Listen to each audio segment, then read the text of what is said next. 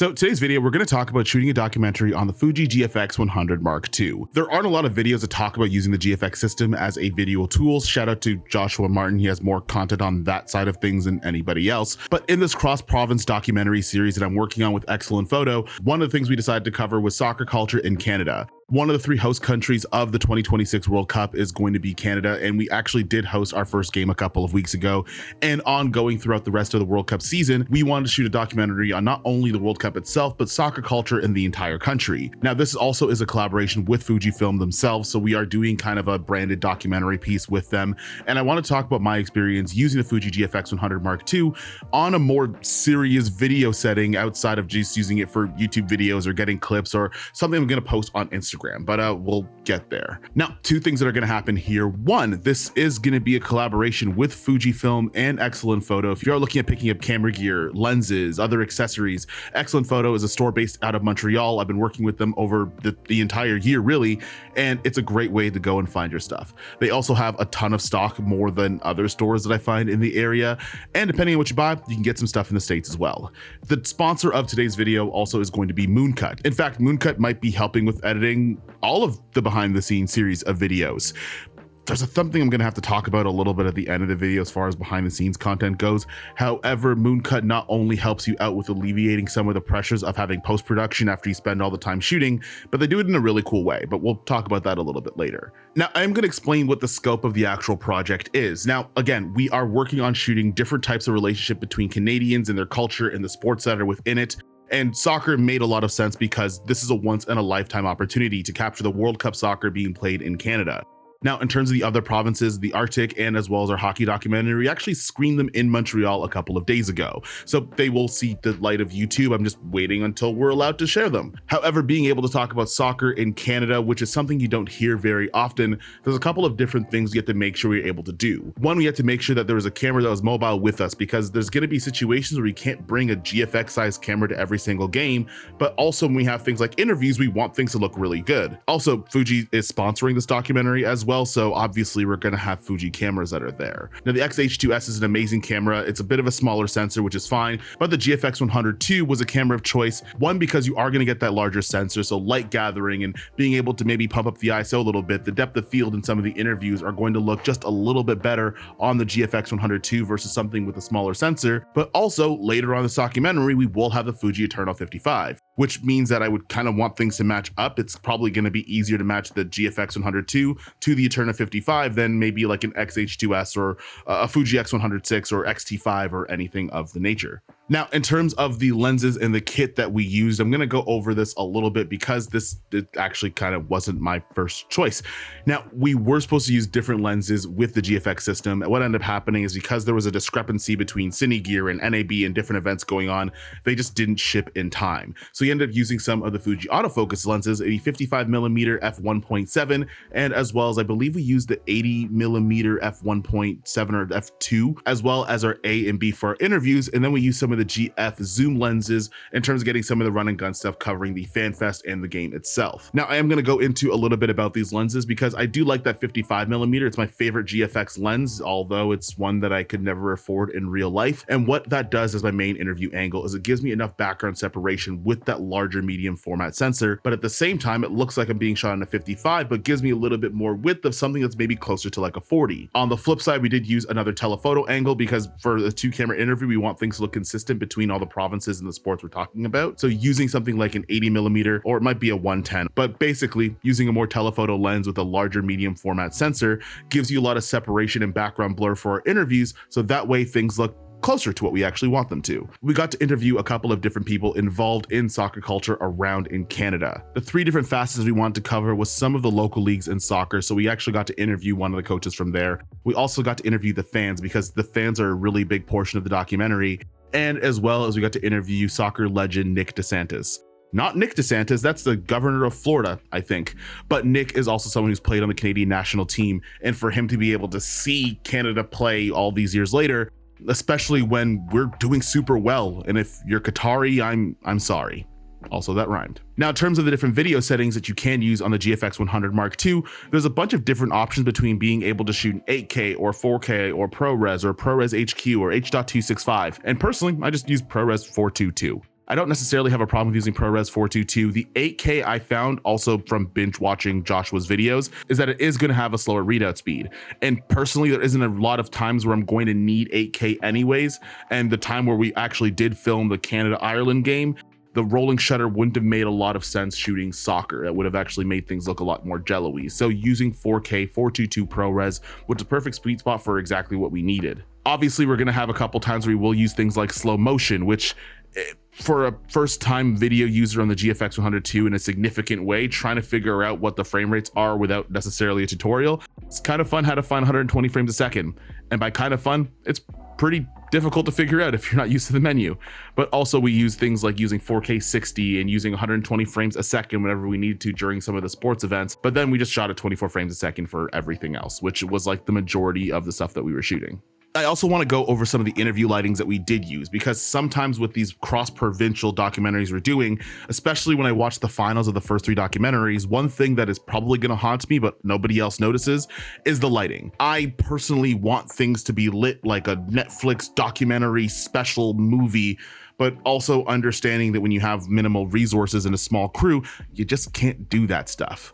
However, this was kind of feeling like the start of a redemption arc because I was able to bring some of my own lights from Nanlite, who isn't the sponsor of today's video, but you're gonna hear quite a lot about because we were able to use some of their fixtures for a run and gun go-to setup for some of these things. Now, the interviews portion that we're gonna talk about here is I did use a 2-light setup. One is actually going to be the Nanlux 600C. Now, we didn't use any of the RGB capabilities on this guy because I don't think you wanna do a key light on an interview with the RGB light, but there's a couple things with the Nanlux side of things versus Nanlite, i.e. the fixture itself is big, it's sturdy, you can travel a lot with it if you have the bag space or the trunk space for it, but it does feel like this light is almost indestructible.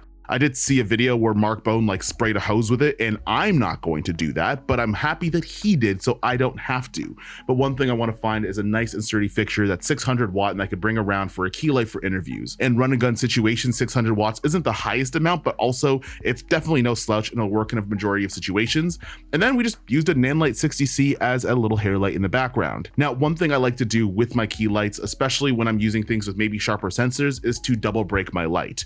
And by double break, it means that I'm going to have 2 different steps of diffusion, even though the light is going to be very bright.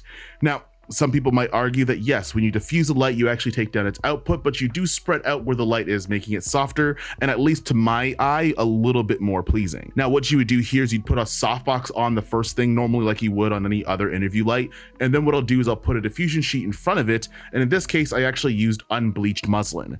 Now, I oddly enough have unbleached muslin that I keep in my car pretty much all the time, because you never really know where you're gonna need that fabric. And because it's not a bleached white, it has a little bit of a yellow kind of skin tone to it, it does make skin tones look a little bit better.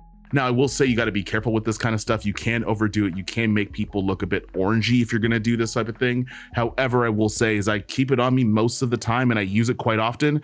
And despite the fact that it really needs a good ironing, I like it. And it's really nice to have a run and gun setup where I can keep the 600 on me, the 60, an unbleached muslin, and a couple of C-stands, and I can have great looking interviews without having too much prep time. Now, before we're going to talk about our audio, I also want to shout out our sponsor, Moonut. Now, I met the owners of Moonut over at Northbound, which is an event that's in Toronto for filmmakers, videographers, wedding filmmakers, whatever you'd like to call yourselves. But one thing that I kind of have a problem with this channel in particular, because there are so many things going on, like shooting multiple documentaries at the same time, client work to make sure I pay my bills, or just making a bunch of YouTube content, post-production becomes a little bit of a drag and honestly a bit more stressful, which is the reason why I've been infrequent, is because I have a bunch of videos in a backlog.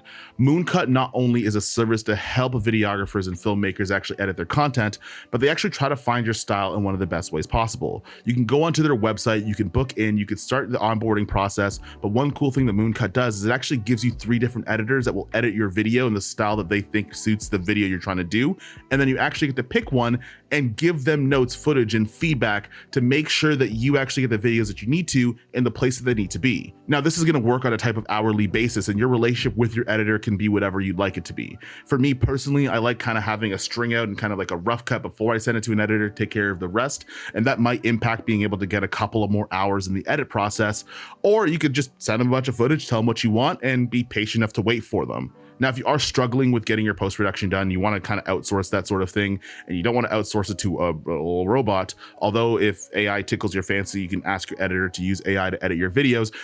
not necessarily something I want to do. I like working with a real person. You can hit the link in the description down below and you could try out Moonut today.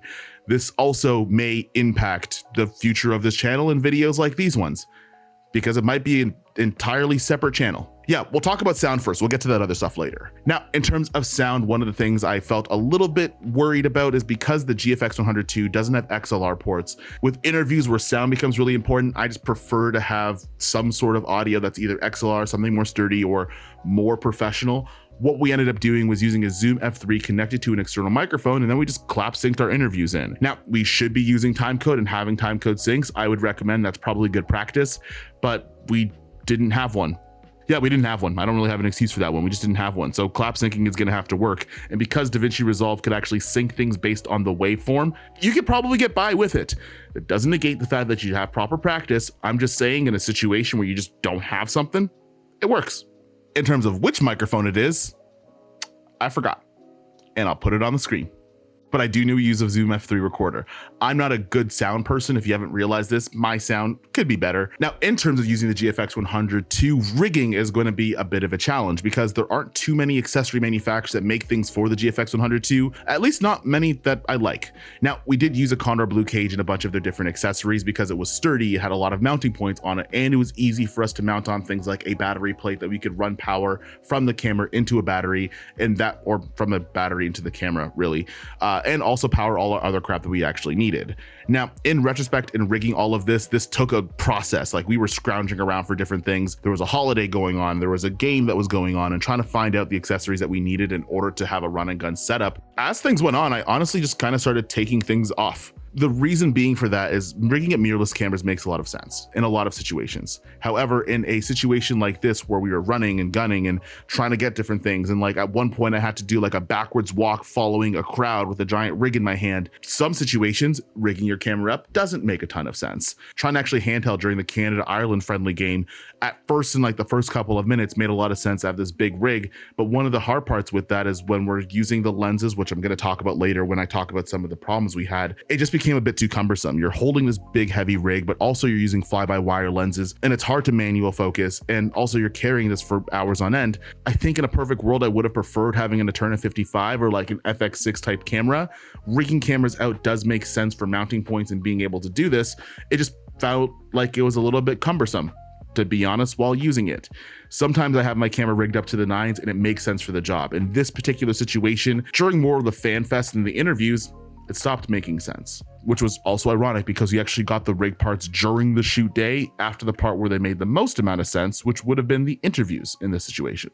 Now, I did mention before that we did use the Fuji autofocus lenses. We didn't have access to the lens we were going to use, mostly because we were waiting to get them shipped in, but because Cinegear and NAB are really close together, that just didn't happen. The cards didn't align with the things that we needed it to. So we used some of the autofocus lenses. Now, I'm going to say this gently because I do like the GFX100II. One thing that I will struggle with though is autofocus. Sometimes the autofocus works great, sometimes not so great. Sometimes I'll be focusing on one person and it'll decide the 4 people behind them is the person to focus on. It's a little bit of a struggle when you're trying to get crucial moments. And then when you want to go into manual focus, the hardest part with like just photography lenses in general is manual focus fly-by-wire is incredibly difficult because there's no markers. So I can't make a repeatable motion. For example, like I have this Typox Samara C lens, right? And I could like move it from here to here, and that rotation will give me the same distance every single time. On a photography lens, not so much. And also, if I want to try to like look at the markers on the side of the lens to judge distance and then just kind of like put my fingers there, you can't do that on fly-by-wire photography lenses because they don't have markings on them. So using the autofocus lenses, I think in some situations, particularly like photography, worked perfectly fine. But in other situations, like trying to manual focus or rack focus or pull off a move, depending on how you're trying to do things, could prove to be a little bit more difficult. And also the Fuji ecosystem in general is just not known to having amazing autofocus. There are definitely companies that are farther ahead and farther along. Hopefully when Fuji gets a little bit more serious in the video department, well, we're gonna have better autofocus. But also all of that to say is that we probably should have used completely different lenses to begin with, but circumstances aside, you just kind of have to deal with the stuff that you have. And which was a lot because those lenses are really expensive, actually, now that I say that out loud. Now, the GFX100II does have IBIS, but one of the things I also realized is probably a bad rigging thing on my part is I probably should have used a shoulder rig instead of a sack. Now, I did use a cine saddle by sack, which makes a lot of sense when you have movements where like you're not moving around, you're not walking around too much. There might not be a lot of like wobble, jiggle, and swaying back and forth. However, in a situation where we had to do one thing in particular, which was follow the fans to the stadium for Canada's first game, trying to track those people back on a reasonably closer lens while moving at the same time with using the cine saddle, not a great idea. In retrospect, probably a mistake.